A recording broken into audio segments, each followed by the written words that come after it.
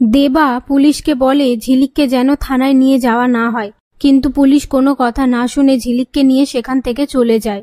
ওদিকে গৌরবকে একজন খাবার খেয়ে নিতে বলে। এদিকে অন্যের লাশ গৌরব ভেবে সৎকারের প্রস্তুতি চলে।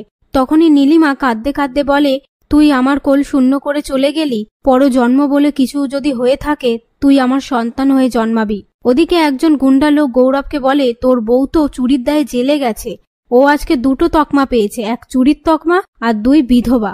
এ কথা শুনে গৌরব আপন মনে বলে, আমি তো বেঁচে আছি, তাহলে কার সৎকার হচ্ছে? এরপর গুন্ডা লোকটি বলে, তোর বউ শাখা ভেঙে সিঁদুর মুছে জেলে ঢুকবে।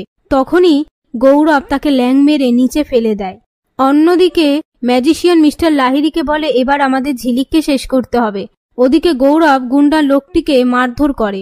অন্যদিকে মিস্টার লাহিড়ি ম্যাজিশিয়ানকে বলে, এই সাদা গুটি দেবাকে দিয়েই আমি অনিমেষ বাবুর ক্ষতি করব। ওদিকে গৌরব গুন্ডাদের হাত থেকে পালিয়ে রাস্তার দিকে চলে আসে, আর গুন্ডাগুলো গৌরবের পিছু পিছু হাঁটতে থাকে। এদিকে ঝিলিকের সামনে অর্ক অন্যের লাশের মুখাগ্নি করে।